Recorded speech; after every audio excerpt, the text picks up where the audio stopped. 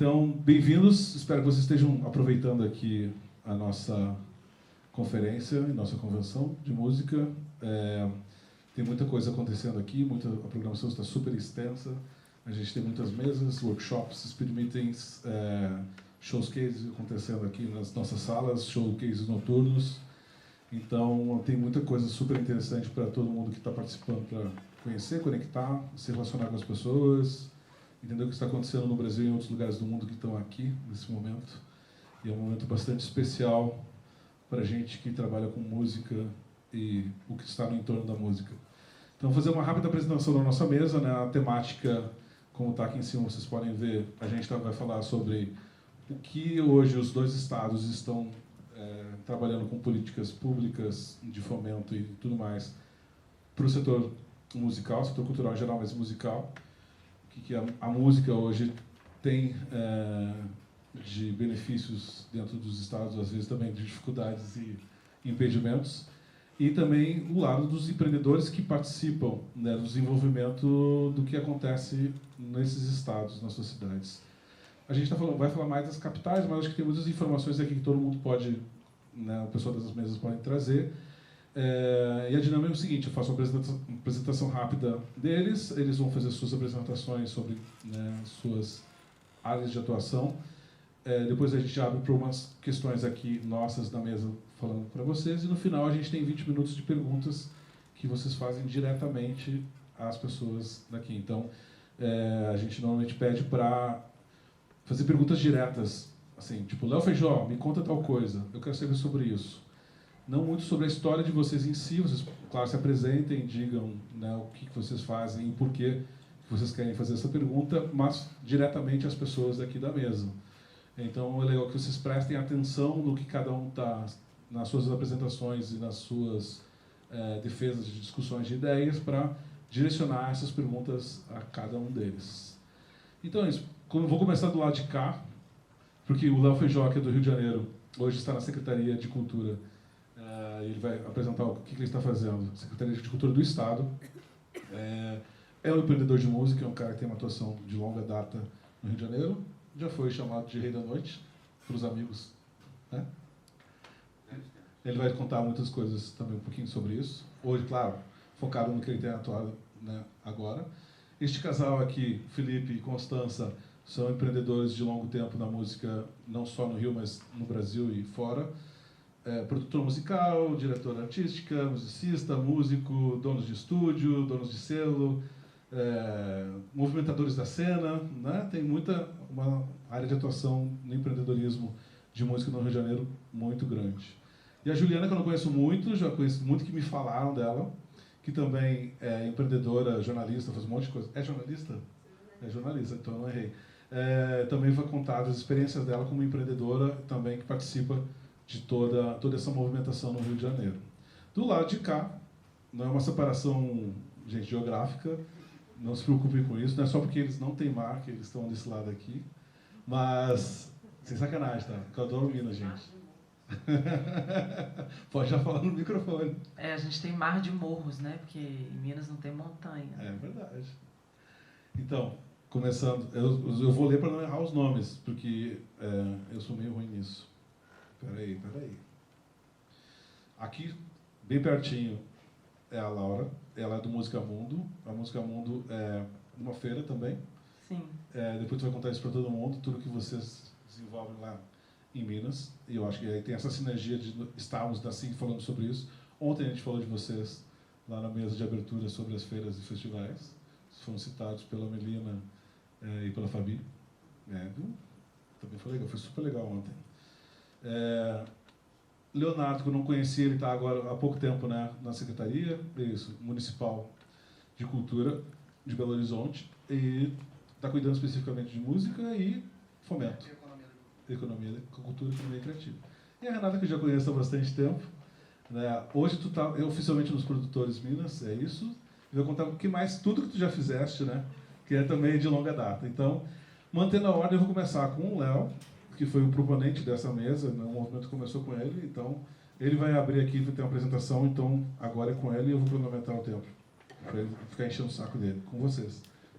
Aproveitem, gente. Então vamos lá. Boa tarde, gente. Obrigado pela presença. Boa tarde aos companheiros aqui de mesa. Eu vou pedir para botar a apresentação, se possível. Uma fala inicial de 3, 4 minutos, né, mediador? Pode ir mais. Tá. Bom, como o Yuri estava dizendo aí, tive uma trajetória de empreendedor cultural durante 20 anos. Durante 10 anos eu não me entendi atuando no setor cultural especificamente, né? Mas produzindo shows, enfim, mas sem entender o mecanismo de editais, de leis de incentivo, de nada disso, e sofrendo muito para conseguir realizar as coisas. Depois, mesmo que eu entendi, ainda continuou sendo complicado. Então, eu recebi um convite há quase 1 ano e meio para integrar a Secretaria de Estado de Cultura no Rio de Janeiro, coordenando música, e aceitei esse desafio. Então, a gente está tentando construir uma série de diretrizes, né, políticas e ouvindo, claro, a sociedade civil em todas as regiões do estado do Rio de Janeiro para elaborar um novo plano estadual da música. Passou. Bom, música, evidentemente, é uma vocação, né, do Brasil como um todo. No estado do Rio isso é super forte, em diversos gêneros, obviamente, né, desde a bossa nova, samba, o funk carioca, mas também a música de concerto, né, enfim, você tem diversos gêneros muito presentes. Parou de passar. Agora foi. Bom, cultura, como vocês bem sabem, né, representa a nossa identidade, nossos hábitos e nos significa. Cultura promove inserção social, muito presente isso em diversos projetos sociais na música que a gente conhece e vem mapeando lá no estado do Rio de Janeiro. Tem uma dimensão econômica e, portanto, é estratégica para o desenvolvimento e para a recuperação no momento de crise que a gente está passando no Brasil, no mundo, e o estado do Rio de Janeiro, talvez de uma forma um pouco mais aguda, né? Bom, políticas para a cultura, né, em geral, assim, a gente tem muitos desafios, evidentemente. Acho que política pública, em geral, tem que ter como meta essencial democratizar o acesso, democratizar condições para que a produção cultural aconteça, né, a difusão cultural, e que as pessoas compreendam seus mecanismos. E para isso a gente precisa escutar a sociedade, é o que a gente vem fazendo bastante, assim.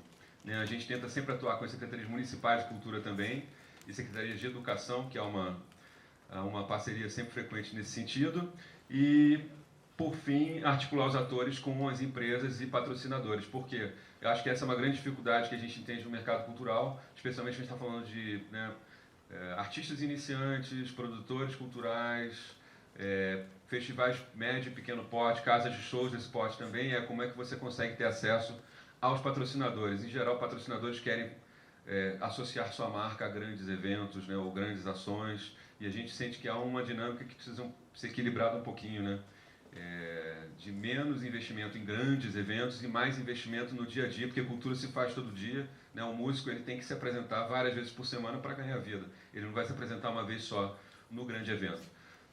Enfim, tem outros desafios aqui, mas eu vou avançar mais rapidamente para a música, que é um ecossistema que, como todo mundo está aqui, acompanha bastante isso, né? Está em franca transformação por conta da tecnologia, novos hábitos de consumo, de produção e de distribuição, e a partir disso, enfim, plataformas de streaming, né? Uma série de outras questões, e a gente entendeu, né, nesses últimos anos, que o músico ganhou e perdeu com isso. Né? Ele ganhou facilidade de produzir, de distribuir, mas fazer show está quase que inviável. Assim, você estruturar a sua carreira simplesmente, né, como era até algum pouco tempo atrás, 10 anos atrás talvez, né, você poderia fazer muitos shows. Hoje em dia está bem complicado, pelo menos no Rio de Janeiro, fazer isso. E a gente viu também que isso é uma crise que não é só nossa, né, no Brasil. Assim, a gente está vendo que Londres está enfrentando isso, eles perderam vários palcos lá que eles chamam de grassroots, né, que é a coisa justamente do palco de pequeno porte, e estão desenvolvendo então políticas públicas para isso também. Eles criaram um plano de resgate, uma força-tarefa para entender por que Londres estava perdendo esses espaços. 88 casas apenas restaram, eles perderam 35% dessa base total, em poucos anos. A gente tem grandes festivais, né? Rock in Rio é um modelo, enfim, internacional de festival, mas os pequenos palcos, como é que ficam nessa história, né? A gente sabe que, na época dos anos 50, Bossa Nova em Copacabana e música instrumental tinha mais de 50 casas funcionando. Hoje você vai a Copacabana, tem o Beco das Garrafas, mais 2 ou 3 lugares para você ir, e olhe lá, né, e já funcionando a duras penas. Então, como é que você olha e apoia esses ambientes para que eles consigam ser sustentáveis, né?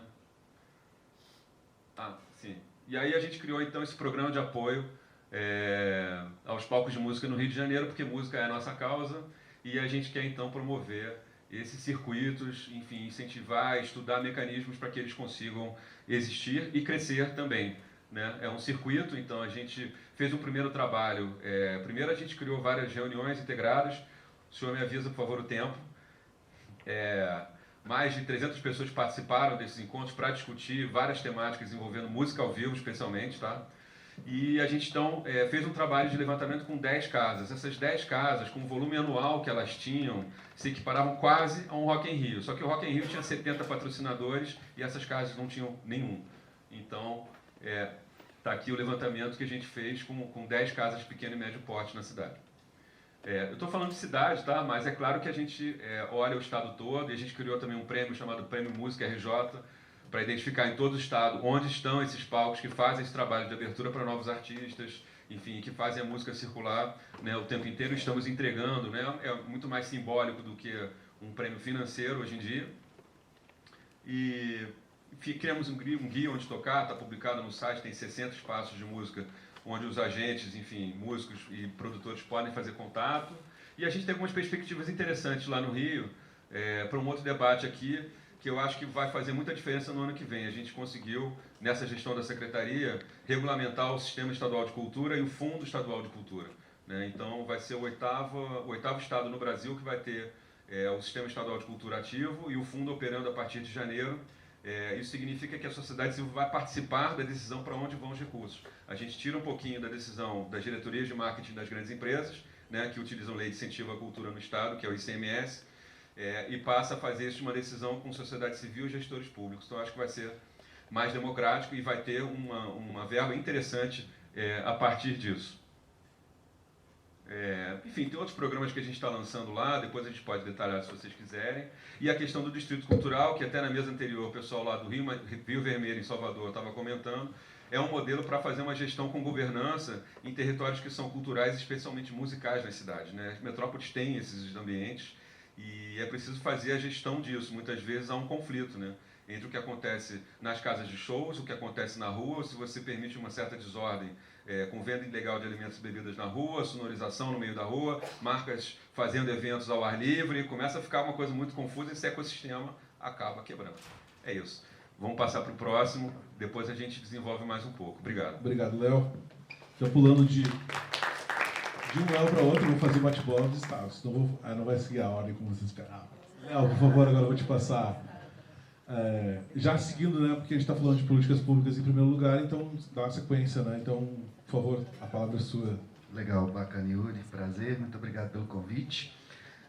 Bom, para me apresentar, você falou que não me conhecia muito, acho que é bacana, né? A Secretaria Municipal de Cultura de BH, ela foi recriada há 3 meses, então nós estamos justamente nesse momento, né, de iniciar os diálogos.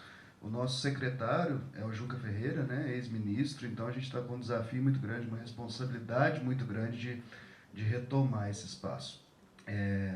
Me sinto um pouco confortável de estar nessa mesa hoje, porque a minha história ela é muito relacionada à música, né? Antes de estar nesse lugar público, atrelado pelo Natura Musical, e a gente já atuava junto, né? A gente estava brincando aqui que a gente está um pouco entre amigos, é até difícil separar um pouco esse papel, né, do público e do privado, sendo que há 3 meses atrás a gente estava todos ali do lado do balcão. Então é isso, nós estamos nesse momento de diálogo, a Secretaria foi recriada num momento um pouco conturbado para a política nacional, né? Os colegas de Salvador estavam falando aqui na mesa anterior que Salvador não tem uma Secretaria Municipal de Cultura. É um momento muito difícil, Belo Horizonte vem, né, e recria essa secretaria, traz o Juca, que coloca ela num outro patamar, assim, pelo menos em nível, né, de atenção e de exploração da cultura no âmbito da cidade. A gente entrou numa situação um pouco complicada, né? Belo Horizonte estava sem edital de lei municipal de incentivo à cultura há 22 meses, o último tinha sido em 2015, em 2016 a gestão do prefeito Marcos Lacerda não soltou edital, então nossa primeira missão foi conseguir soltar um edital e um edital generoso. Né, projetos estavam dependentes disso, sem recurso há muito tempo, e a gente já consegue trazer algumas novidades, justamente desse olhar do lado de lá do mercado. Por exemplo, é a primeira vez que projetos vão ser aprovados plurianualmente, justamente para olhar para festivais como Música Mundo, que a Laura vai falar um pouco depois, Transborda também, Família de Rua, que está lá em cima, né? São projetos que são continuados, que já acontecem há mais de 5 anos, há mais de 10 anos. Eles vão ser reconhecidos agora para que eles consigam ter um plano de sustentabilidade. O recurso municipal ele não é tão generoso, a bola é muito menor, né, do que no Estado, mas a gente já avança nesse sentido também. Falando um pouco do empreendedorismo, dessa necessidade, né, de circulação nacional, internacional, de ter presença em espaços como esse, como assim, a gente também já aponta para essa possibilidade de circulação nacional e internacional, que antes era proibido no âmbito municipal. Os projetos, tanto eles de artistas individuais como festivais, eles tinham que acontecer em Belo Horizonte. Então agora eles começam a apontar para fora também. A colega Amanda está ali, ela é responsável, por exemplo, pela construção de um novo edital para representações em feiras e festivais, não só nacionais como internacionais, para que a gente, ao contrário do Música Minas, que é um edital que tem no âmbito do Estado, por exemplo, né, que é para o financiamento das viagens, geralmente individuais, a ideia é que sejam compostas comitivas, representantes de Minas Gerais, com material, com estrutura, com possibilidade de fala, e estão sendo construídas políticas nesse sentido. Acho que a gente está muito mais no momento de ouvir, de aproximar de todo mundo, né, para que isso comece a se materializar a partir de 2018. A gente já começou, fico muito pesaroso, que eu vi muito artista mineiro aqui, assim, mas nessa plateia que especificamente tem poucos, acho que a gente precisa puxar mais, conversar mais, a gente tem pouca representatividade da música hoje dialogando junto com o poder público. Nosso Conselho de Cultura, não sei como é que está o do Estado, mas da Prefeitura não tem cadeira da música hoje, ela está vazia. É a única área junto à literatura que não tem representante. Acho que a gente precisa reconstruir isso, né? Colocar a música no lugar que ela merece. Não vou me alongar muito não, passar a palavra para os colegas para a gente poder bater bola aí. Ok, muito obrigado. Legal também, né? Só para fazer já uma rápida colocação aqui. São empreendedores que hoje estão do outro lado do balcão, como tu colocaste. Então, acho que é super importante para a nossa discussão aqui. Eu também me coloco nessa posição, depois eu falo sobre isso. Mas, vamos pular para o lado de empreendedorismo. Eu quero que a Laura fale, né? Já que tu falaste dela, né, como feira, está numa feira, uma conferência, por favor, Laura, toma a palavra. Boa tarde, gente. Eu sou Laura, sou musicista, né? Tenho meu trabalho solo e também faço parte de 3 grupos. E eu vim aqui representando Música Mundo, que é uma feira, um encontro de música também, encontro internacional de música que acontece lá em Belo Horizonte. Nós somos jovens ainda, a gente teve 3 edições. E a primeira edição a gente fez em 2014, praticamente sem recurso. A gente teve assim, quase que uma sessão de espaço da Oi e conseguiu viabilizar um evento a partir de um edital de passagens, que é o Música Minas, que é um edital que permitiu que a gente trouxesse um músico cabo-verdiano, uma angolana, um português e um italiano, que a gente fez uma espécie de aproximação lusófona nessa primeira edição, né, com alguns shows e com uns debates. Já na segunda edição a gente começou a trabalhar com a lei de incentivo mesmo, que foi a lei estadual, e foi um encontro já bem maior, que foi o do ano passado. E dentro de todas as dificuldades que tem de conseguir o patrocínio, de conseguir viabilizar o projeto, foi um projeto que ficou muito legal, que a gente conseguiu ter um espaço de formação muito grande, que é um espaço para esses painéis mesmo e outros tipos de debate, né, e dar valor principalmente à música mineira, de ter muito espaço de exposição para que profissionais de fora pudessem ter acesso ao que é feito em Minas. Então, acho que essa é a maior premissa do Música Mundo. É, de fato, trazer pessoas de fora para Belo Horizonte, para colocar o MM no circuito internacional de feiras e para que os músicos comecem esse processo de internacionalização da música mesmo.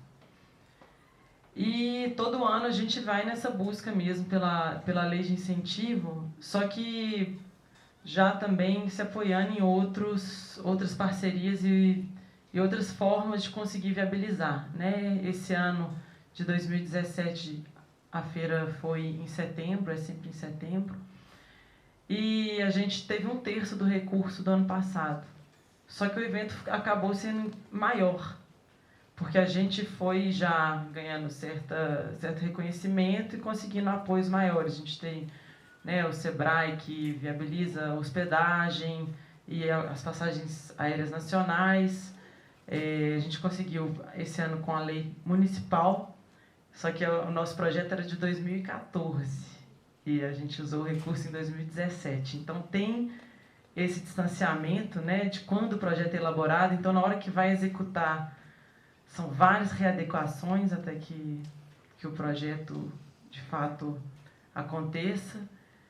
Né, a Rê trabalhou com a gente, figura importantíssima esse ano também. A Belotour também nos apoiou. Então, são formas que a gente vai buscando de fazer com que o evento seja anual. Acho que a importância é marcar a data, seguir o calendário e fazer acontecer mesmo, né? E essa ideia surgiu a partir do encontro de 4 músicos, né? Então, foi uma necessidade que a gente teve da nossa vivência mesmo, para que Belo Horizonte começasse também esse processo mesmo dessa internacionalização da música e exposição, circulação, tentar aumentar esse processo, né? Bom, acho que, da minha parte, Música Mundo por Hora tá aí. Beleza, depois a gente vai chamar para mais questões. Vai continuar na panelinha de vocês aí, então. Vou pedir pra agora a Renata falar, já que vocês estão citando uns aos outros, acho que depois eu vou puxar para cá. E depois a gente vai... Calma, gente, não fique nervosos. Calma aí, vou mandar para você agora. Depois a gente vai passar a bola para cá. Meu nome é Renata, eu sou produtora, eu trabalho fazendo eventos com alguns artistas e hoje eu trabalho junto de um grupo que chama Produtores MG, que são mais ou menos 900 profissionais de produção, artistas, técnicos de som, pessoas profissionais ligados à área da música, que atuam no sentido de discussão de políticas públicas. A gente tem parceria com produtores RJ, que a Ju participa, com produtores SP e outras cadeias que estão surgindo de produtores em outros estados, e a gente espera que eventualmente a gente tenha um BR mais consolidado. No caso de políticas públicas de Belo Horizonte, no caso do estado, né, de Minas Gerais, eu posso falar que a gente é bem já articulado nesse sentido. O nosso mercado ainda, infelizmente, ele até por essa construção nossa histórica de lei de incentivo, o papel da lei de incentivo estadual e da lei municipal ainda é muito importante para o mercado. Acho que no ano, 2 anos atrás, a gente não teve a 1415, a municipal, e a gente ficou também com a estadual travada. Isso impactou o mercado diretamente, a gente perdeu um número muito grande de festivais e a gente entendeu ali o tanto também que a gente era dependente de lei de incentivo, o que foi ruim para a gente ter de mercado, mas foi bom também para a gente começar a tentar procurar outras formas de resolver aquele gap que não dependesse diretamente de lei de incentivo. Ainda assim, as nossas construções, a gente tem um case um case de sucesso que ocorreu graças ao fórum. A gente tinha um fórum da música que era gerido por um grupo da sociedade civil organizada, com várias associações. Tinha o Fórum do Eixo, tinha Vale Mais, a Múrcia, a Sim, a Comum, eu não vou lembrar de todas, mas eram várias entidades que geriam esse fórum, e o fórum, cada entidade tinha representavam várias pessoas, e esse fórum acabou construindo várias políticas públicas, e uma delas, que é a mais citada por outros estados, é a questão do nosso edital de intercâmbio. A gente consegue enviar artistas, grupos musicais, pessoas e trazer pessoas. A gente consegue mandar para feiras, para eventos, tanto para a banda tocar. Não é só de passagem, ele também tem um auxílio, dependendo do valor, né? Ele tem um valor fixo, então auxílio para as pessoas conseguirem viajar. Essa é uma coisa que já ajuda em termos de contratação, até em termos de negociação aqui na Sim, quando a gente vai negociar, a gente tem essa, digamos, vantagem que tá o coleguinha de outro estado que tem que o cara tem que pagar o cachê e a aérea a gente é só cachê, tá? Quem quiser contratar Minas, a gente tem. Tá cheio de artistas. E a gente consegue pagar nossas passagens. E além desses editais, a gente teve um problema recentemente, que foi a questão de que o fórum, ele infelizmente se dissolveu e essas políticas públicas construídas pela sociedade civil acabaram voltando e sendo geridas pelo Estado, até por causa de um decreto que impedia a forma de trabalho, de contratação, de como era feita. Era um decreto federal e aí acabou indo para o Estado, que hoje a gente percebe que tem uma dificuldade de entender como gerir esse edital, porque às vezes ele... vou dar um exemplo aqui, não certeiro, mas, por exemplo, às vezes entra um coral pedindo com 50 pessoas para viajar no início do ano e eles autorizam e aí no meio do ano já não tem mais, do meio do ano para o final, já não tem mais grana para outros artistas, talvez com um grupo menor de pessoas, ou então o coral não precisava de 50 pessoas, dava uma parte do incentivo, enfim. São gestões que as pessoas que construíram elas tinham um maior entendimento da gestão do que o Estado, e talvez nesse sentido exista houve um lapso de troca de informações. O que é diferente do que está acontecendo agora na criação da nova secretaria, que o Juca, logo quando entrou, e a equipe dele já realizou ele abriu para várias temáticas, abrindo a casa mesmo para os produtores, os artistas e os trabalhadores da cultura irem até a secretaria, discutiu e entendeu, ouvia uma ouvida, né, de demandas assim, uma escuta. Boa, obrigada. Uma escuta das demandas do que está acontecendo dentro do Estado, até porque a gente veio dessa parte bem tenebrosa da falta de incentivos. Ainda assim, o Léo falou de um ponto aqui muito importante, que ele disse que apesar de ter esse momento, não foram muitas pessoas até a secretaria, e a gente tem essa falta de representatividade no município, que não tem no Estado. No Estado a gente tem um representante da música, mas vou fazer a nossa meia-culpa, mas também uma defesa. Como eu disse no começo, o mercado de Minas ele é muito dependente de lei de incentivo. Para você ocupar uma cadeira da música, você não pode nem estar numa equipe, nem desenvolver um projeto de lei de incentivo. Então, ou você ocupa a cadeira e representa e não ganha nada durante o ano, 2 anos, ou você trabalha. Então, por isso, não temos um representante da música no município. No Estado, a gente tem um cara que resolveu se sacrificar lá. Cada um, né? Mas a gente também tem outras construções de políticas públicas que estão vindo agora, que são bem interessantes, que são editais para a cultura hip-hop, apesar de terem ainda que darem uma melhorada significativa. Tem editais de o Cena Música, que é residência, que é municipal. Só que a gente tem um grande problema que eu acho que é visível aqui nessa sala, e eu acho que é um problema não só, acredito que seja do Rio, que é do nosso estado, e que é um problema federal, que é a falta de participação dos produtores e dos artistas no desenvolvimento dessas políticas. Eu entendo em Minas, meus colegas me corrijam se eu estiver errado, que que rola uma certa decepção, porque às vezes você participa de projetos de construção durante muito tempo, aí muda o governo, aí o projeto cai, entra um outro entendimento. Então não existe uma continuidade dessas políticas públicas. Isso acaba desmotivando a classe a realmente ir atrás dessas construções, mas elas são extremamente significativas. A gente tem em Belo Horizonte mesmo, você estava citando a Família de Rua. A Família de Rua é um coletivo que tem há mais de 10 anos ocupa o viaduto de Santa Teresa, que é um espaço público intenso da cidade, completamente ignorado pelo setor público, e eles fazem lá a maior batalha de freestyle do país, e eles estavam comemorando 10 anos, e de repente fizeram um edital que liberava para associações se inscreverem e poder usar aquele espaço de forma comercial, gerir. Então, ou seja, o Estado passa por pessoa um espaço que ele simplesmente já não estava nem usando, estava sendo gerido por outras pessoas de forma comunitária, gratuita com a população, e ele deixa aquilo ali se tornar uma moeda de troca comercial.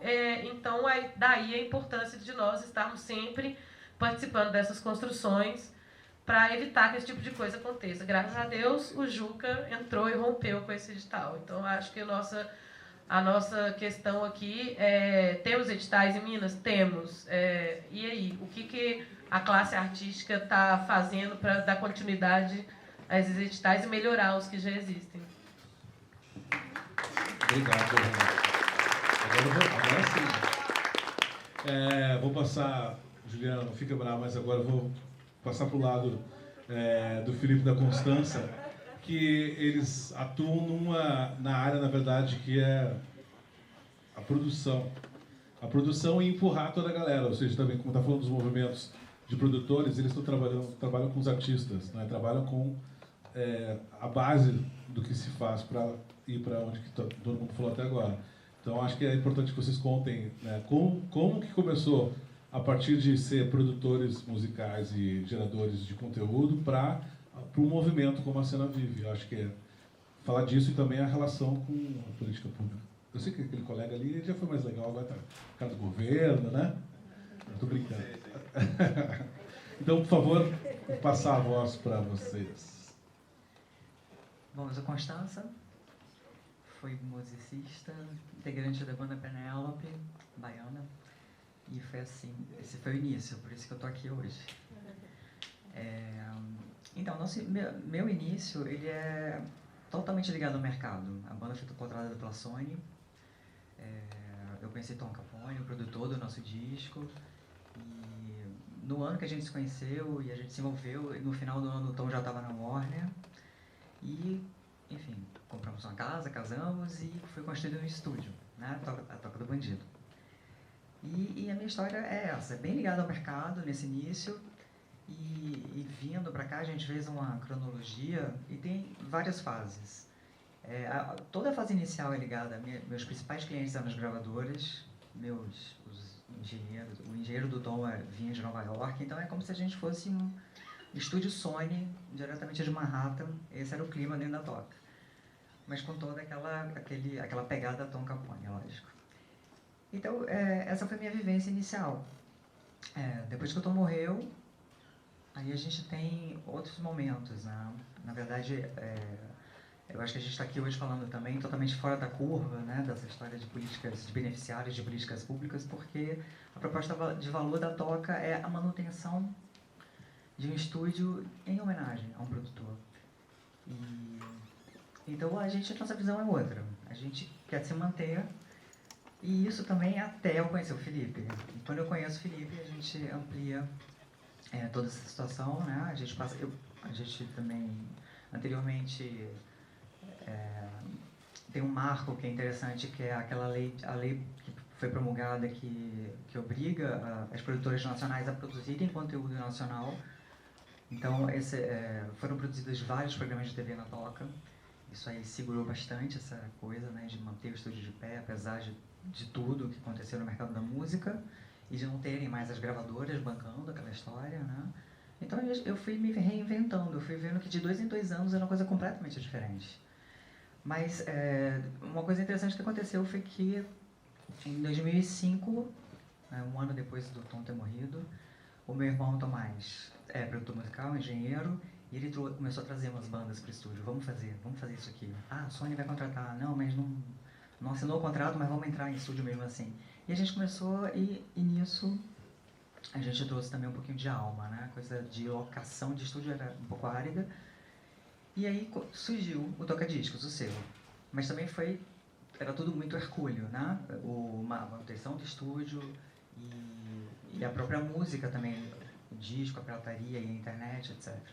E também a própria tecnologia facilitando a gravação. E para mim, assim, não tinha luz no fim do túnel, mas eu tinha essa coisa no coração de manter aquilo ali. E isso foi até eu conhecer o Felipe. Aí dando um grande salto, porque realmente a história é longa. Na verdade, sim, é interessante, como o Constâncio falou, assim, a gente veio lembrando um pouco da história, né? E assim, eu estou junto com a Constância, são 8 anos, e a gente já tem, assim, mais ou menos uma ideia do que aconteceu e do que a gente pretende seguir dentro desse trabalho. Em 2009, teve essa questão da Geleia do Rock, que começou a fazer o programa lá no estúdio, e uma das coisas que a gente fez foi realmente celebrar a memória do Tom. A gente montou uma galeria de arte, arte urbana, né? Trazendo o grafite para dentro do estúdio e também homenageando ele dentro do próprio programa. O que foi interessante é que, e não tão esperado, porque por conta da internet e desse programa, todo um número enorme de novos artistas começaram a procurar o estúdio. Muito por conta dos DVD do Rapa e os discos do Raimundos e outros artistas que estiveram passando por lá. E aí começou a se tornar um sonho de uma nova geração estar dentro da Toca do Bandido. E assim, era uma coisa meio louca, né? Porque assim, o mercado quebrando, a gente totalmente descoberto, porque assim, a tradição do estúdio era ser um estúdio bancado pelas gravadoras, né? E de repente tem aquela juventude necessitando de um espaço e a gente tentando se reinventar dentro dessa proposta, né? Com isso, eu comecei a entender que também tinha uma outra coisa dentro do Rio de Janeiro, que era assim, uma falta de articulação de toda uma nova cena de música, né?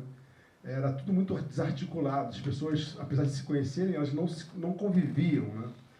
E aí surgiu a ideia de montar criar um conceito que as pessoas começassem a olhar umas para as outras, entender que colaborativamente elas conseguiriam chegar em algum lugar diferente do que aquele que elas estavam naquele momento.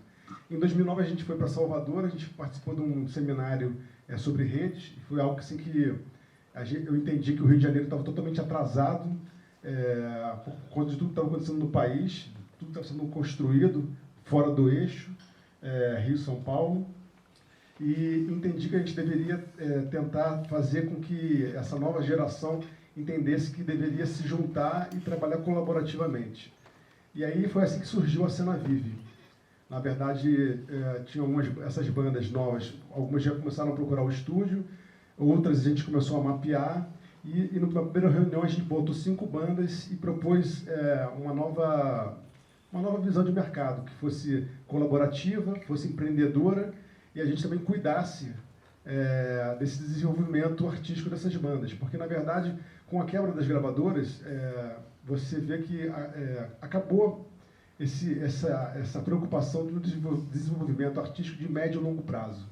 E a gente, como músico, produtor musical e a Constância também, e tendo a Toca com todo aquele espaço, aquele expertise que foi deixado, que é um dos legados do Tom, a gente optou por começar a incentivar essa nova cena de rock, a princípio, do Rio de Janeiro. E assim, a gente começou a fazer reuniões dentro dessa perspectiva de juntar, independente da qualidade dos artistas, independente de qualquer coisa, a principal característica era querer fazer, estar disposto a olhar para o outro e se doar. E aí, a partir desse momento, todas as bandas que me chamavam para ir para o estúdio, para assistir alguma coisa, dar um palpite, eu falei assim, eu vou, tudo que for ensaio, eu vou ajudar essas bandas e vou me doar para tentar realmente articular uma cena e tentar movimentar e dar uma luz e desenvolver, fazer esse desenvolvimento artístico. Foi um período muito insano, assim, tipo, alguns falavam assim, eu basicamente quase não dormia, alguns amigos, enfim, nem acreditavam, porque assim, tipo, 2 da manhã eu estava acordado, às 6 da manhã também estava acordado, dormia 4 horas por dia, e aí, assim, a gente, com esse trabalho todo que foi sendo construído e foi sendo fomentado, a gente teve assim, uma exposição que foi muito bacana, que foi uma capa do Globo dada pelo Leonardo Lixotti. Chamou a atenção, né? O pessoal viu o que estava acontecendo. Que assim, a gente conseguiu dar luz, porque assim, as bandas começaram a fazer eventos, cada evento, a banda chamava outras 2 bandas, e as bandas começaram a entender que elas tinham que ser protagonistas de sua própria vida, né? Da própria realidade, não poderiam ficar esperando. E aí a gente começou a ter vários eventos no Rio de Janeiro, e muitas bandas, assim, e o que mais importante, a gente quebrou um muro, assim, não existia uma coisa assim, Zona Sul, Zona Norte, ou Baixada, tudo começou a se misturar, as pessoas... Eu acho que isso principalmente, eu acho que o aspecto das bandas serem de fora, não do eixo, mas da Zona Sul do Rio, isso assim, mostrava que era onde existia uma demanda maior por essa estrutura, e isso me motivou. E o Felipe, quando ele pediu apoio, vamos botar esse pessoal na toca, eu falei assim, não, vamos. Realmente existe uma demanda aí, então a gente promoveu... A gente teve a sorte, né, como o próprio...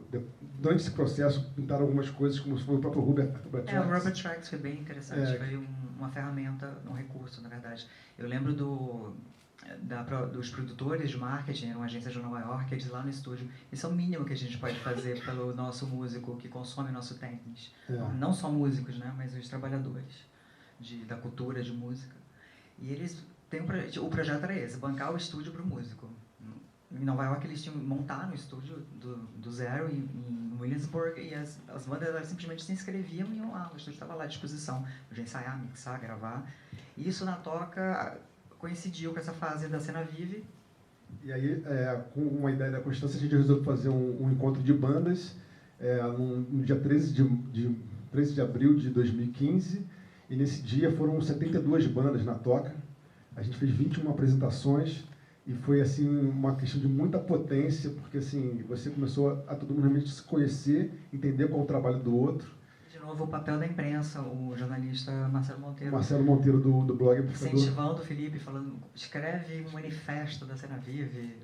Foi um apoio intelectual, cultural bacana. Eu achando meio pretencioso escrever um manifesto, pensava logo assim, semana de 22, manifesto antropofágico. Eu falei, eu vou escrever um manifesto que não há no Kiss. Manifesto é sensacional. Muito bom. E fiquei enrolando aí durante um tempo para entregar esse manifesto, mas aí a gente fez, e eu acho que foi assim, importante para a gente entender qual a importância do outro dentro desse processo e como a gente colaborativamente a gente acaba existindo com mais potência e o que é interessante, a gente está assim numa mesa que também fala sobre políticas públicas, e a gente pontualmente a gente se utilizou disso. Na verdade, a Cena Vive nunca se utilizou disso. Eu tive alguns casos aí já em questão, ainda, mas relativos ao selo, né? No caso da AVA, que eu produzi, a gente lançou na época da Warner, em parceria com a Warner. A gente teve um edital de circulação, que era uma coisa muito, muito pequena, mas que ajudou ela a fazer 3 shows no interior do estado do Rio de Janeiro, que também é super árido chegar no interior do estado do Rio de Janeiro, porque não tem uma cultura, não só política, mas também de público, né? Não tem uma formação de público, é difícil, mas foi interessante. Mas a gente, assim, basicamente, assim, a gente sempre trabalhou dentro desse perfil de empreendedor, sem ter esse apoio direto do governamental, né, de políticas públicas. E com isso, assim, depois de tudo isso que a gente foi construindo, hoje em dia o selo se tornou uma coisa importante. Estou terminando. Se tornou uma coisa importante até para a própria existência do estúdio, porque a gente cria, dentro dos momentos que a gente não tem alocação, a gente abre espaço para novos artistas que se tornam parceiros dentro da produção fonográfica e dentro de um modelo de parceria, a gente acaba fazendo um novo modelo de negócio, e assim, que hoje em dia não é um modelo de negócio que ainda que se pague, afinal de contas o fonograma está subvalorizado, né? E a questão toda de Spotify, de pagamentos, enfim. Mas a gente acredita que isso vai melhorar e confia que é o futuro. Muito obrigado a vocês dois. Agora, para encerrar a primeira passagem de apresentações, né? Juliana, por favor. Bom, eu sou Juliana Sá. Eu vou tentar brevemente falar um pouquinho sobre a minha trajetória, porque eu acho que isso já localiza um pouco que essa mesa também, em relação principalmente ao Rio de Janeiro. tenho formação como jornalista. Comecei na música fazendo Faro MPB, como produtora, curadora, roteirista do programa da extinta MPB FM. E há 4 anos saí de lá e abri a minha empresa, a Dobra, onde eu atuo com planejamento de carreira, produção de novos artistas, imprensa, desenvolvimento de projetos, e eu também apresento um programa de rádio. Eu acho que isso é uma síntese do profissional hoje no Rio de Janeiro, para que seja, não sei se sustentável, mas é possível existir.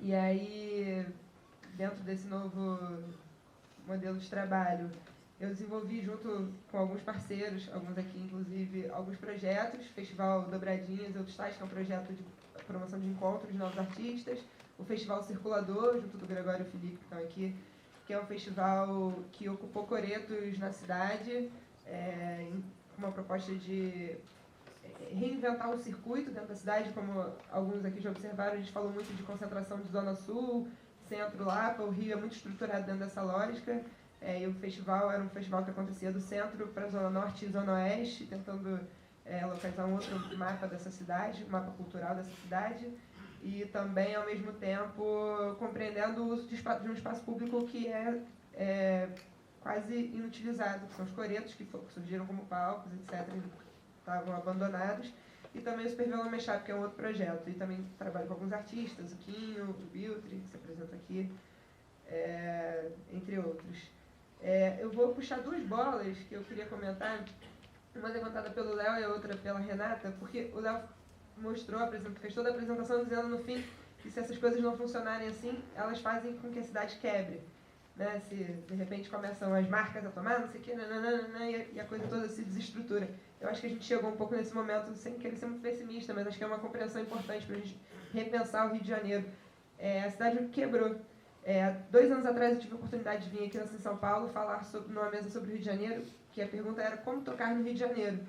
E nesse momento eu escolhi fazer um mapeamento de iniciativas culturais que aconteciam na rua. Um pouco entendendo que mesmo com o fechamento das casas e 1000 problemas que a gente vinha tendo ao longo dos anos, assim, apesar de era um momento de mais oportunidades do que hoje, o Rio de Janeiro se reinventou pela rua, se reinventou com iniciativas culturais independentes, ocupando os espaços públicos e diversificando essa cidade, remapeando essa cidade.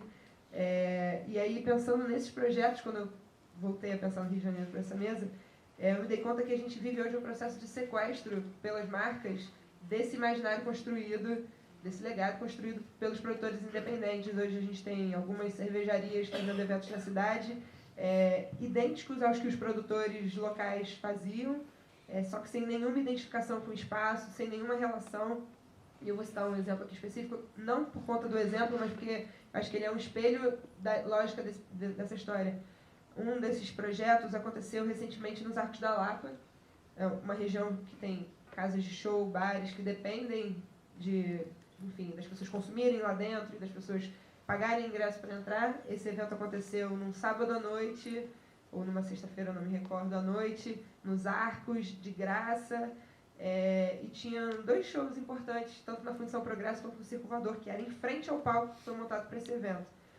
E aí eu perguntei para o produtor, falei, mas vocês alinharam com o circo? Que horas que vocês vão começar, para não começar ao mesmo tempo?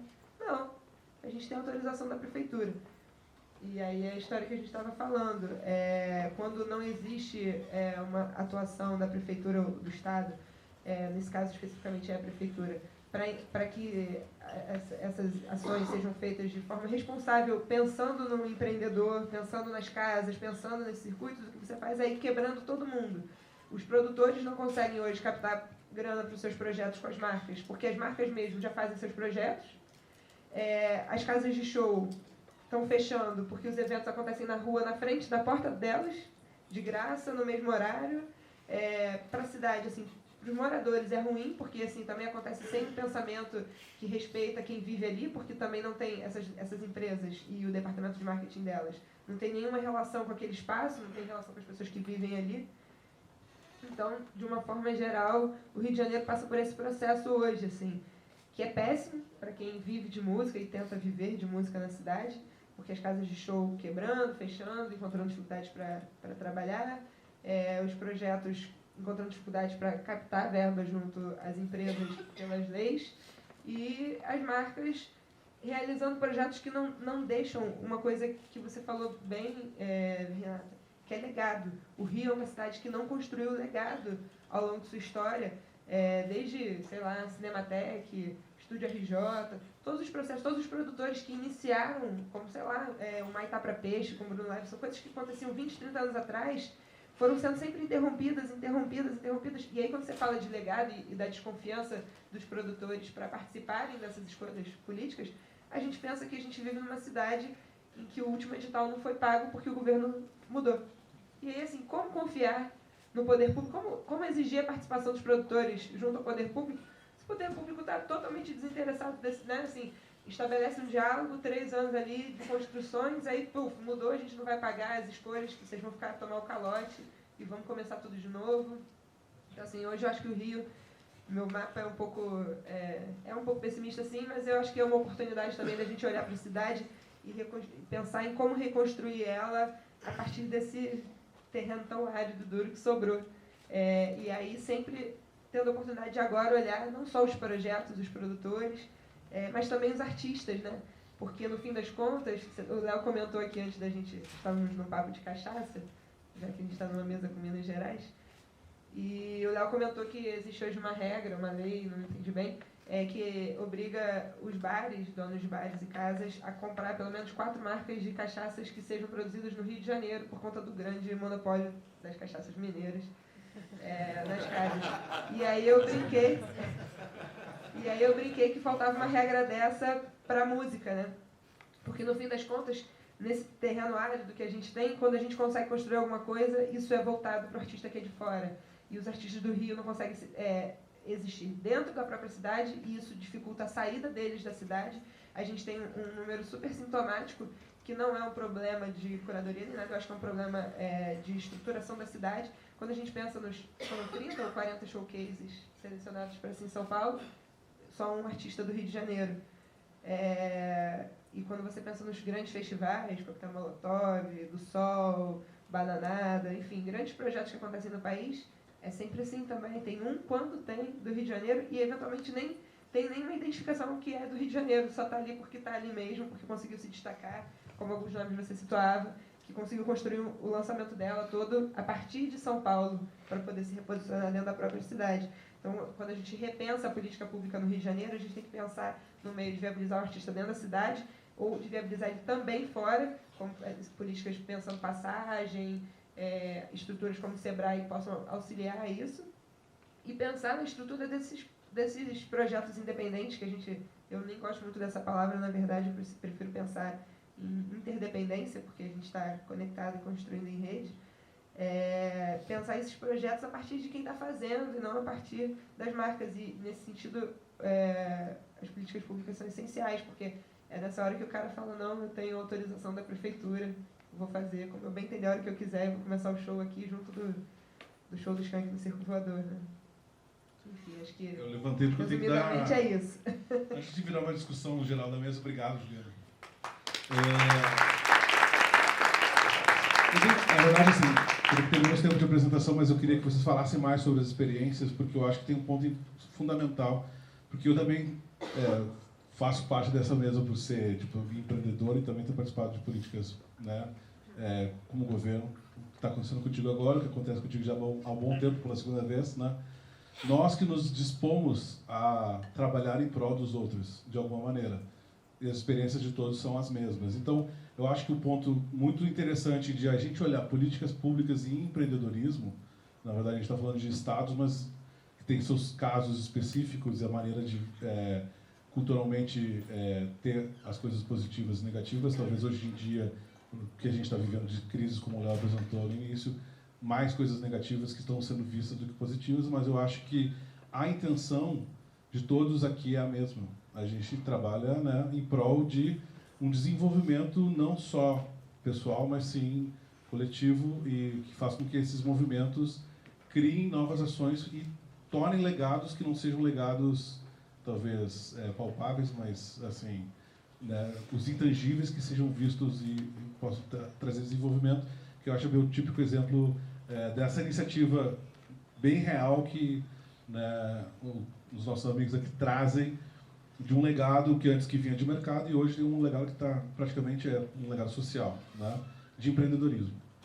E depende pouco de políticas públicas. Então, eu acho que, assim, pensando dessa maneira que a gente, disso que vocês expuseram, desculpa, e agora vou trazer para o Léo esse papo, porque a gente já conversou muito sobre isso em diversas situações, em diversos momentos. A questão fala da tua motivação. Eu acho que é muito importante para a gente expor para o público que muita gente está do outro lado. Como que acontece essa motivação de ser um empreendedor, estar ajudando a visualizar a partir de uma questão que é muito complexa, isso que eu fiz aquela brincadeira, às vezes é visto como um lado ruim da história, a gente ser político, a gente estar político, né? E acho que nós três sabemos disso mais especificamente, por ter pulado para o lado de lá para entender e conseguir movimentar a partir de dentro do sistema, não de fora, que a gente sabe quais são as dificuldades, né? Aqui estão os exemplos disso. Então, eu quero que fale sobre isso para a nossa plateia, para a gente ter como algo comum aqui que a gente possa trocar com eles quando eles fizerem as perguntas. Manda aí, Léo. Bom, Yuri, eu acho que assim, a minha motivação, na verdade, foi depois de ter enfrentado tantas barreiras, né, tentar participar do outro lado do balcão com, enfim, construção de soluções, né?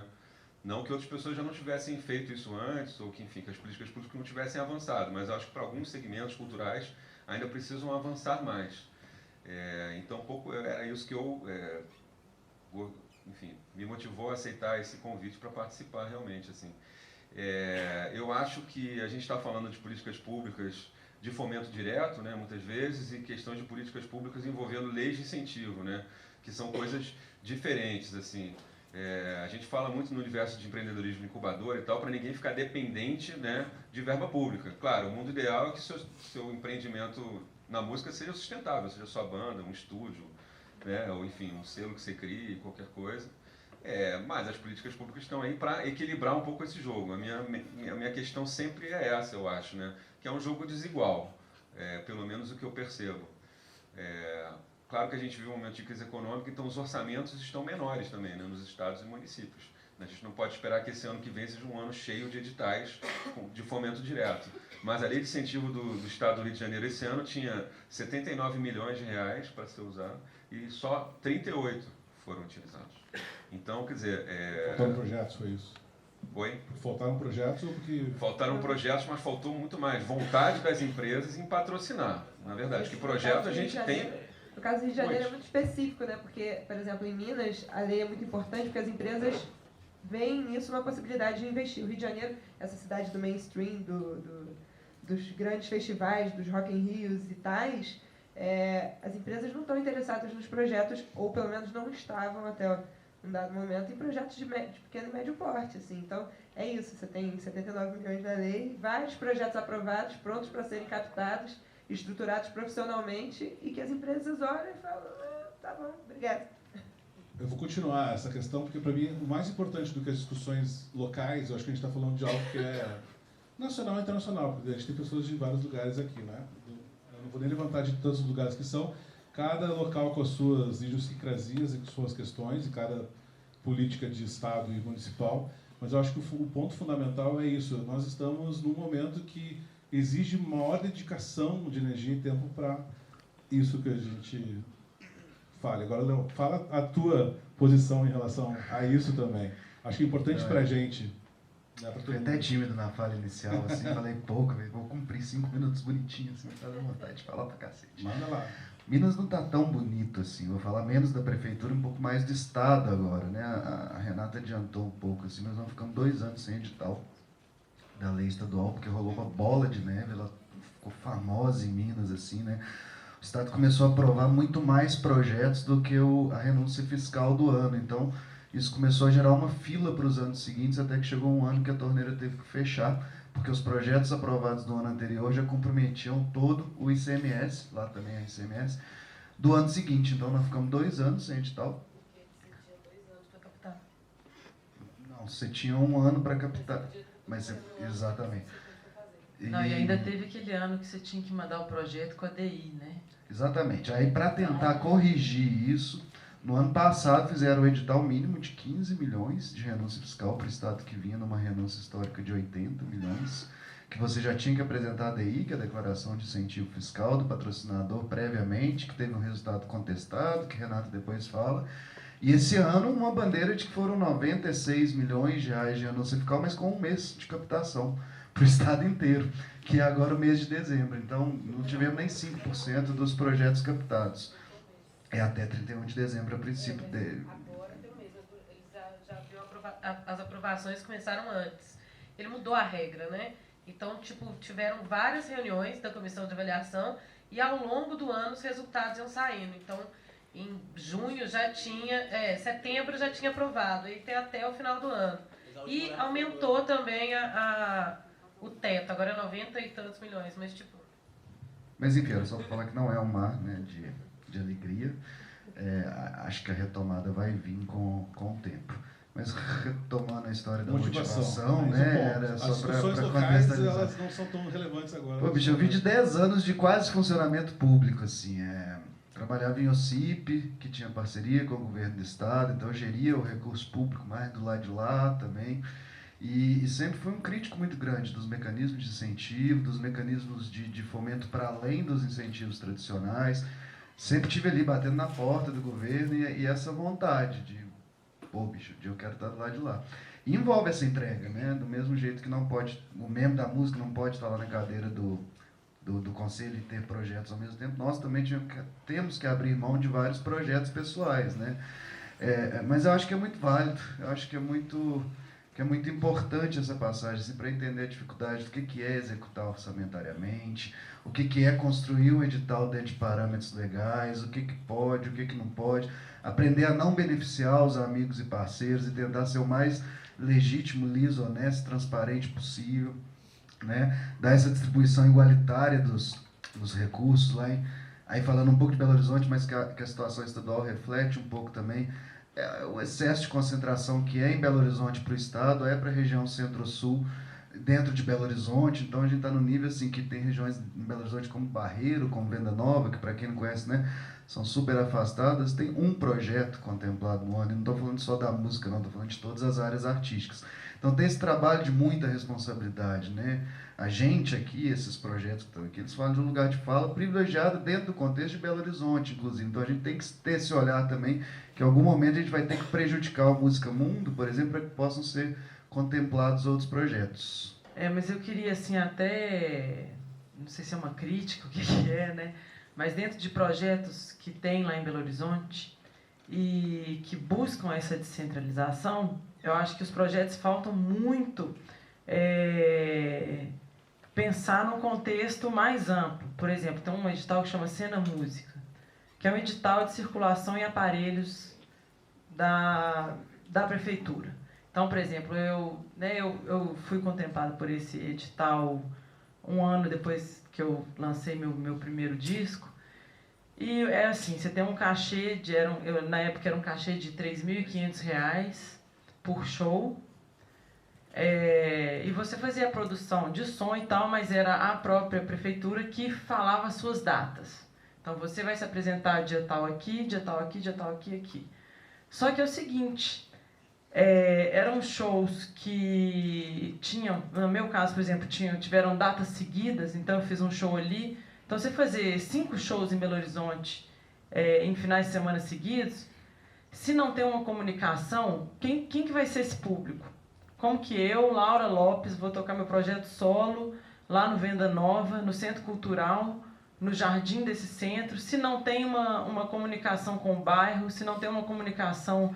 Eu não tenho nem verba, né? O artista não tem nem verba, nem tem esse poder de comunicação tão grande, não tem que talvez a prefeitura tivesse para poder falar assim, então vamos fazer o Cena Música, vai ter um festival no Venda Nova que vai incluir a atração do bairro, vai incluir a atração de fora, e dentro desse recurso fazer com uma forma com que, de fato, porque assim, soltar um edital por soltar, colocar a verba no lugar sem que tenha um contexto maior ali, eu acho que o edital eu vi como um desperdício assim, de recurso. Sem contar que a gente é remunerado, sem contar que o recurso entrou 8 meses depois das apresentações. Então, eu tive que alugar som. Então, assim, eu acho que... E é outra questão da descentralização que está acontecendo também, né? A gente tem um espaço gigante lá em Belo Horizonte, fora, né? Lá no Alipe de Melo, que é sempre oferecido. Todas as conversas que a gente tem, por exemplo, Música Mundo, sempre disponibilizaram esse espaço. Só que a gente já tem uma dificuldade de fazer as pessoas entenderem o que é uma feira de música.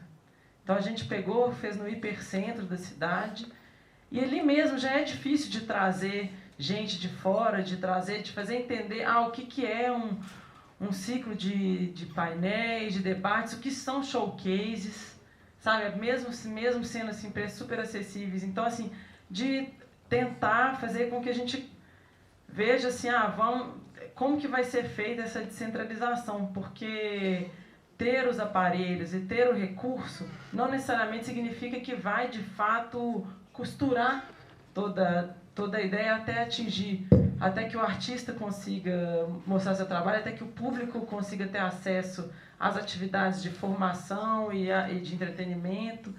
Então, assim, eu acho que... Eu vou ter que... Né? A gente está acabando o nosso tempo, na verdade, da mesa. Por isso que eu não queria entrar em problemas locais. A gente está falando de um pouco de soluções. Porque os problemas locais, eu acho que a gente tem as áreas de discussão, mas queria que tu falasse sobre essa questão da ativação. Queria fazer um complemento, que apesar de ser um problema local, eu acho que ele serve para a gente compreender o problema global. A Laura acabou de dar um exemplo de um edital da Prefeitura do Estado, exatamente, e a gente no Rio viveu isso muito parecido. Isso toca num ponto que o Léo levantou lá no início. A gente também tinha um edital de circulação no Rio de Janeiro, mesma coisa, de 3 a 5 shows, verba de 3, 4 mil reais. Você ia tocar em vários bairros afastados do centro, mas assim, em horários tipo meio-dia, terça-feira. Aí você chega lá achando que, sei lá, o lugar tem uma tradição, né? Acontece alguma coisa? Não, a gente nunca viu evento dia de semana aqui. Ele fala assim, cara, por que alguém jogou a gente pra fazer um show meio-dia, terça-feira, se isso não acontece aqui? E aí, quando a gente propôs uma conversa com o poder público para fazer um relatório não só formal que tinha que entregar, mas conversar, falar, poxa, de pensar junto esses lugares, pensar junto esses horários, foi pessimamente recebido e a gente meio foi banido, porque a gente criticou a coisa como ela era feita. Ficamos super mal vistos. E aí toca na coisa que você falou e da motivação que você também estava perguntando, Yuri.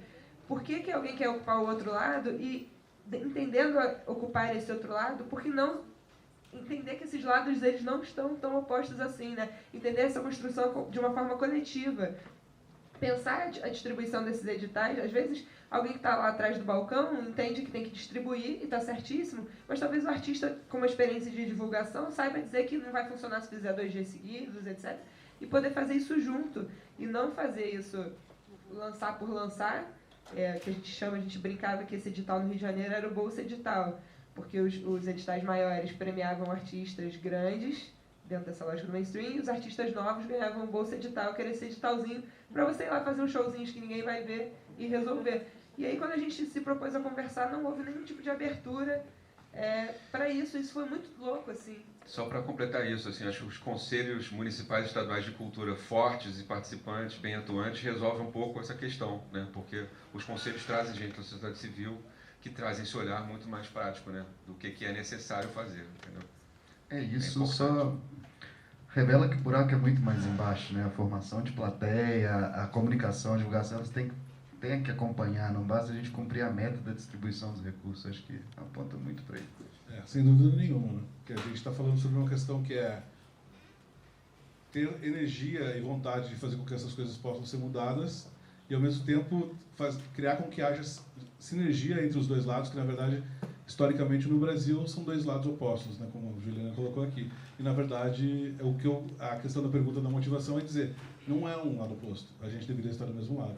Tanto que são empreendedores que estão hoje, né, na verdade, como a gente fala do lado de lá, mas sabe olhar o que é o lado de cá também, de quem faz eventos, quem faz shows, quem motiva com produção, quem movimenta com todos os setores relacionados à área da música. Eu preciso abrir as perguntas para a plateia. Não sei se a gente vai ter muitas perguntas ou não, a gente está com os microfones sem fio. Lembro novamente, quem não estava aqui, as perguntas são diretas às pessoas, né? Então, deem o nome da pessoa, os nomes estão aqui. Acho que vocês já conseguem identificar todos pelos seus nomes e as suas imagens. Então, são perguntas diretas Lembrando que vocês se apresentam, mas não contem a sua história, porque é muito pouco tempo para perguntas, para a gente poder ver as opiniões deles. Então faz a tua apresentação rapidinho, fala o teu nome e direciona a pergunta, beleza? Para todo mundo que for perguntar. Eu sou o Vani Pimentel, sou do coletivo Peleja, de Patos de Minas. A gente tem um festival que chama Festival Marreco. Esse ano a gente fez o 10º com 10 mil pessoas e praticamente sem grana. Eu começo aí falando das políticas públicas. Eu não entendo porque o plural da palavra políticas, que uma política só já valia, né? Porque eu vou ter que te cortar, infelizmente. Precisa ser pergunta e não é uma discussão. Eu estou fazendo a pergunta, eu estou formulando a pergunta. É porque política são várias ações, várias leis, isso forma uma política. Aqui falaram muito das ações, todos aí falaram das ações. Eu queria perguntar se nos estados tem mesmo essa preocupação de formatar uma política que organiza todas essas ações, todas as leis, todos os instrumentos, né, para se formar uma política cultural. Né? Estou perguntando, para quem está perguntando essa pergunta, os estados é vago, por isso eu te pedi, faz uma pergunta direta. Isso é para o Léo Feijó? E gostaria também do Léo Feijó falar do prêmio lá, ele falou muito rápido do prêmio lá, gostaria que ele desse uma pincelada aí. Como é seu nome mesmo? Vani Pimentel. Pimentel, está aqui o Sistema Estadual de Cultura, né, que é a nossa Bíblia lá no Estado, para a gente seguir, enfim, as diretrizes de políticas públicas, e esse aqui é um documento mais recente, que é a prévia do Plano Estadual de Cultura, que vai ser consolidado ano que vem. Foram feitos a partir de diversas prévias em todo o Estado, enfim, fóruns, né, setoriais, assim, foi muito interessante realmente elaborar isso, porque é aqui que a gente compreende melhor, né, o que cada região, o que os agentes culturais precisam. Então, sim, nós temos e... Podemos levar? Podem levar, só tem 2 de cada um aqui. Tem isso na internet, Léo? Oi? Tem na internet? Tem na internet. O de Minas também, que talvez te interesse bastante. E quanto ao prêmio Música RJ, na verdade, Música RJ a gente está chamando de, na verdade, um grande guarda-chuva, né, de todas as ações dentro da música, e a gente realmente está falando de todos os gêneros. Então tem um programa de apoio a orquestras, bandas civis e fanfarras, né, que já foram mais de 200 no estado do Rio. Hoje você tem 25 mais ou menos em atividade. São bandas centenárias que estão deixando de existir porque não tem apoio das prefeituras locais. Enfim, o governo do estado também está sem recursos, mas a gente vai encontrar esses recursos na iniciativa privada. Enfim, alguma instituição vai ter que apoiar esse trabalho, né? E o prêmio, então, inicialmente ele está identificando e homenageando palcos de pequeno e médio porte, ou seja, com até 600 lugares, que desenvolvam um trabalho de abertura para novos artistas e difusão da música produzida no estado do Rio, né? Então aí a gente acaba criando um circuito também, e aí o circuito formado, né, você já vai ter mais público circulando, então é mais fácil para o artista se apresentar ali. Enfim, é um esforço que a gente está fazendo. Estou falando rapidinho mesmo para não ocupar muito tempo. Obrigado. Para poder abrir para mais perguntas, né? Obrigado. Desculpa a velocidade, é porque é pouco tempo mesmo. Eu que agradeço. Eu gostaria, inclusive, de fazer essa crítica, abrir mais espaço para a gente falar também, que a gente também gosta de falar. Ótimo, eu também acho. Mas assim, só para falar para todo mundo aqui, não só para ti, todo mundo está à disposição de falar aqui. Assim que acabar a mesa aqui, assim como todas que estão acontecendo, a gente só esvazia a sala porque vem outra mesa e todos os nossos participantes estão, né, aptos a falar, conversar com todo mundo aqui fora em seguida. E eu, inclusive, dou essa sugestão para vocês, cheguem a nós, para que a gente está aqui para isso, na verdade, para esses encontros, né, para isso que a gente monta uma convenção. Próxima pergunta, por favor, é contigo mesmo? Eu tenho uma empresa, um dos meus sócios é produtor Scalene, executivo Scalene, por exemplo. Eu sou conselheiro da Fundação Brasileira de Teatro e, assim, isso geralmente não é relevante, mas a tese do meu mestrado é sobre como os artistas e os produtores ficam completamente dependentes de investimento a fundo perdido, não só público, privado também, né? E param de fazer os projetos para vender para o público e começam a vender para o investimento a fundo perdido, seja público ou privado o investimento. E eu gostaria muito de saber dos dois presentes aí, representantes do poder público, né, do Léo Feijó e do Leonardo Beltrão, quais são as preocupações das secretarias em tentar fazer que os projetos culturais tenham mais sustentabilidade econômica? Porque, só para exemplificar, no Distrito Federal, que é de onde eu venho, o fundo, né, estavam comentando aí que o Rio de Janeiro é seu 8º, o Fundo de Apoio à Cultura do Distrito Federal está pagando atualmente 45 milhões por ano. Inclusive, eu estou aqui no projeto do Conexão Cultura, que está concorrendo ao prêmio. A gente está fazendo um showcase inteiro com 30 membros pelo Conexão Cultura. É amanhã, tá? Quem quiser ir, dia 9, lá no Lab Mundo Pensante. É de graça, credenciado, tem 2 links. E a outra, só que a renúncia fiscal estadual, estatal no caso, a LIC, ela paga 14 milhões. O fundo é o triplo da renúncia. Então você imagina o nível de dependência, o tanto de banda que já acabou porque só conseguia fazer um projeto com FAC. Não está no gibi. Então essa é uma preocupação que é muito recente dessa administração e só agora está sendo discutida. Isso é discutido nos outros estados? Como é que vocês enxergam isso? Bom, como eu falei, lá em BH especificamente é 8 milhões para o fundo e 12 para o incentivo, nós ainda não estamos com esse valor maior. Mas tem uma preocupação sim, tanto que a diretoria pela qual eu respondo, ela é de fomento, mas ela também é de economia da cultura, economia criativa, que visa justamente isso, tentar gerar as condições de sustentabilidade não só para os projetos, mas para os artistas individualmente também. A gente começa a entender, começando bastante por exemplo, Música Mundo, que é um evento que gera outras conexões comerciais, como assim, né, por exemplo, de venda. Então, esse é um lugar importante para o qual a gente olha também, que é um evento que se desdobra em outras iniciativas. A gente tem conversado muito no sentido de, não uma agência da música, a gente está conversando algo no sentido de uma agência de formalização, algo que trabalhe junto à classe, para que haja condições de um desenvolvimento comercial, um planejamento comercial de carreira mesmo, que passa desde a formalização, ser um MEI, por exemplo, né? A gente sabe que até o MEI, microempreendedor individual, ainda é um tabu para muitos, né? Mas tem um olhar direcionado para isso, porque é uma preocupação evidente. E deixando claro, por meio dos editais de fomento, inclusive o fundo, de que é permitido ganhar grana, é permitido gerar grana, é permitido vender produto, é permitido cobrar ingresso, porque é dever do fomento gerar dinheiro para os proponentes e artistas também. Então, estamos olhando para isso, sim.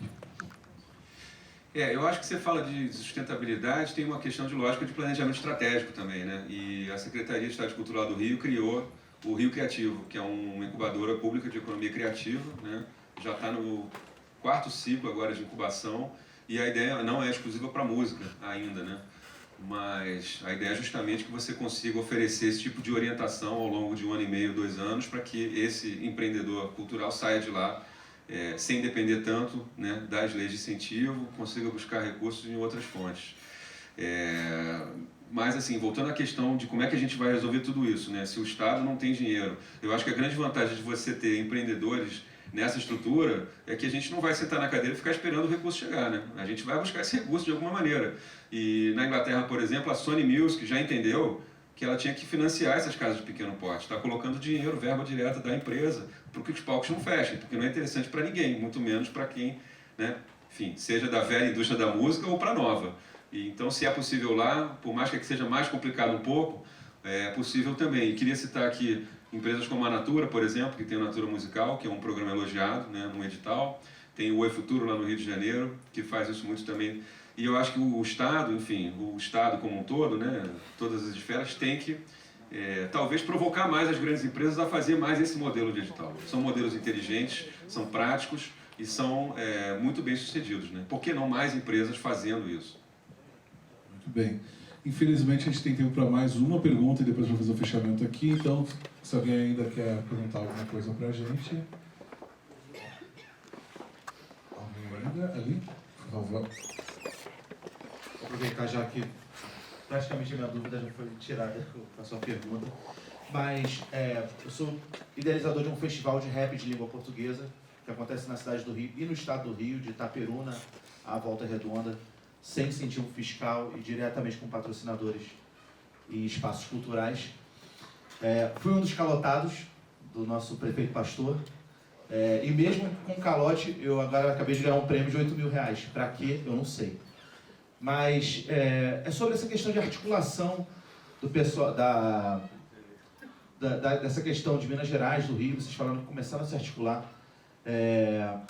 Isso realmente é um plano nacional de vocês, de começar a juntar-se pelos estados, para a gente tentar criar alguma pressão... Os produtores, enfim. Produtores RJ, produtores, RG, exato, né? Tá. Exato. só, acho que você conclui, eu vou falar rapidamente. O Produtores RJ surgiu espelhado no Produtores MG e muito incentivado pelo Produtores MG, que aconteceu aqui.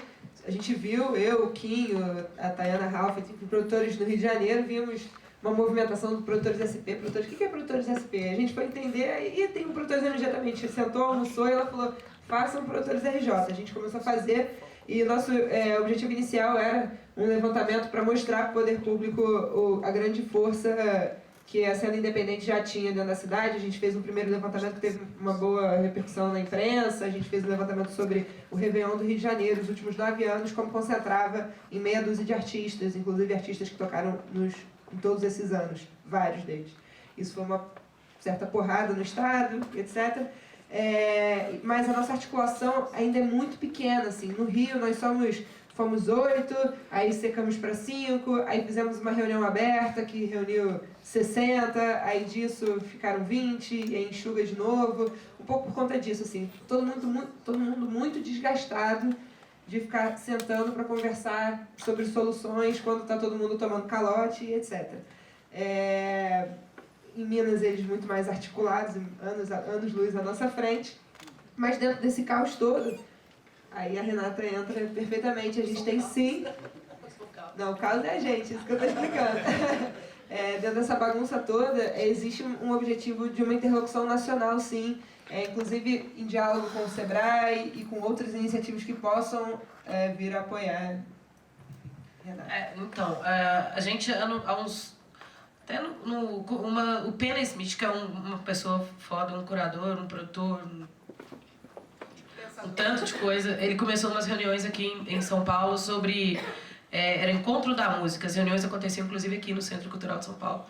E nessas reuniões, a gente conversando sobre música, conversando sobre a importância das casas de show, sobre construção de política pública, porque São Paulo não era tão organizado quanto Minas, as pessoas não conversavam. São Paulo e o Rio, eles tinham um mercado que tinham artistas muito grandes, com carreiras nacionais, com gravadoras, o dinheiro circula lá de uma forma diferenciada. E aí em São Paulo eles começaram a surgir um mercado independente da música muito forte, com Emicida, o Genesi, que não é de São Paulo, mas tipo a galera que estava aqui, Genesi, Thiago Petit, Tulipa. E aí essa galera começou a ver que existia todo um outro... não ver, né? A galera começou a entender que esse mercado independente deveria começar a dialogar entre si. E começaram esses encontros, e aqui dentro desses encontros surgiram grupos e surgiu o Produtores SP. O Produtores SP começou a fazer umas reuniões chamando produtores independentes para participar, conversas com objetivos. Do Produtores SP, eu era produtora do Emicida, trabalhava na Lab com coordenação de produção. Eu participava dessas reuniões enquanto Produtores SP. Quando eu voltei para Minas Gerais, eu decidi começar a fazer uma articulação para fazer o Produtores MG lá. Numa dessas visitas aqui na CIM, a gente se conheceu, eu falei com a Ju, cara, tu tem que fazer lá. E ela, não, mas Belo Horizonte, Minas e Rio e São Paulo é diferente. Eu, não tem essa. A questão é que se a gente tiver uma pessoa, que é a questão da motivação, se tiver uma pessoa em qualquer lugar que esteja disposta a fazer, tenha contatos, consegue chamar outros produtores para fazer, o negócio sai. E aí surgiu, a gente fez uma mesa aqui dos 3 grupos de produtores, aí o pessoal da Bahia entrou em contato com a gente querendo fazer o Produtores Bahia, o pessoal de Brasília, encabeçado pela Jane Show, começou a fazer o Produtores Distrito Federal, e a gente acabou tendo um grupo de Produtores BR, que a gente não se sente muito confortável de levantar essa bandeira do BR ainda, porque eu entendo que BR não pode ser 6, 7 estados, tem que ser uma coisa maior. Mas a gente teve uma cadeia na conversa de políticas públicas no Ministério, na época que o Juca estava lá, na construção do Plano Nacional de Cultura. Então, basta um, cara. É tipo uma coisa... É meio assustador, mas basta um. Uma pessoa que está disposta a querer dialogar com o Estado. Porque o que a gente entendeu é que se um de nós começar a chamar um ao outro e criar um grupo, e esse grupo começar, e ele ser aberto, porque uma das nossas premissas é que seja aberto. Não tem o CNPJ, é um grupo da sociedade civil organizada, ele é aberto, não tem uma empresa, não tem um dono, é diálogo, então vai ter várias pessoas com opiniões diferentes. E a gente conseguiu criar isso. Hoje a gente tem uma página no Facebook com um grupo que tem mais de 900 pessoas. A gente tem reuniões periódicas. A gente trouxe... a gente começou na Assim com 23 profissionais, depois 30. Esse ano a gente está com 50. A gente tem mesas, a gente discute, senta com o Estado para discutir enquanto produtores MG, senta com o município para discutir enquanto produtores MG, a gente senta com o governo federal para discutir enquanto produtores MG, SP e RJ. A nossa intenção é que os estados se organizem em termos de representação. É muito difícil a capital conversar com o interior, com as cidades do interior, porque elas não são... a gente não sabe como chegar e eles não sabem como chegar porque tem que ter uma pessoa. Então, por exemplo, Belo Horizonte dialoga muito bem com Uberlândia, porque tem o Enio, e tem o Gabriel, e tem o Alessandro, tem pessoas ali que buscaram entrar em contato com os conselhos culturais. Então, é essa pessoa, esse motivador, esse empreendedor que vai atrás de construir. A gente está nesse processo de construção, a gente tem um grupo que a gente discute as políticas públicas, a gente participa das reuniões, a gente cria relatórios para passar para o interior e para as pessoas que não vão, para não saberem o que está acontecendo. Isso tudo de forma gratuita, todo mundo ali, tipo, no amor mesmo. Já conseguiu evitar, inclusive, um calote na esfera nacional. A gente conseguiu fazer... Pô, na verdade, a gente participou, enquanto Produtores BR, a gente conseguiu fazer com que o edital do Prêmio Funarte não desse calote, foi o último pagamento do governo Dilma, porque estava no processo de impeachment, aí vários prêmios, inclusive, não receberam.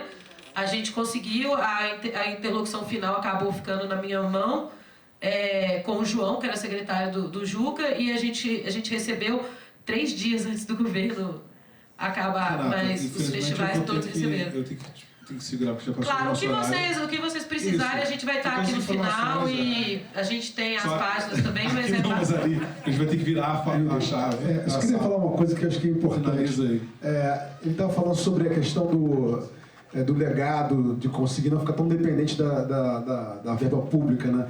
Eu sinto muito falta de uma questão de qualificação e de ensino, de educação, assim, capacitação dos artistas, dos produtores como um todo. Assim, a gente tem se preocupado muito quanto selo, quanto estúdio. Nesse ponto, a gente levou ano passado o pessoal da Acelerarte, esse ano o pessoal da Acelerarte, a gente conheceu aqui, para fazer um curso. Que estão aqui para fazer um curso com o pessoal. Procurem o pessoal da Acelerarte, Marcelo e o Thiago Lobão.